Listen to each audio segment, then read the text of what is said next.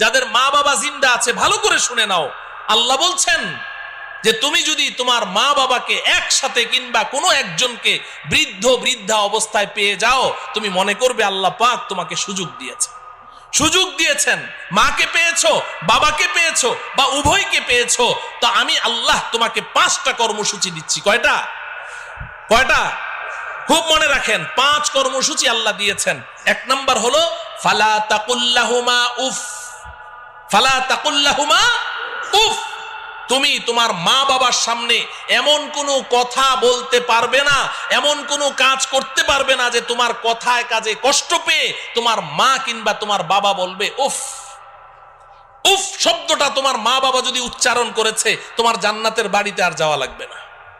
কিংবা তোমার মা বাবার কোনো কথা শুনে তুমি বিরক্ত হয়ে বললে উফ বাবা থামো তো, উফ মা চুপ করো তো, এই যে তুমি উফ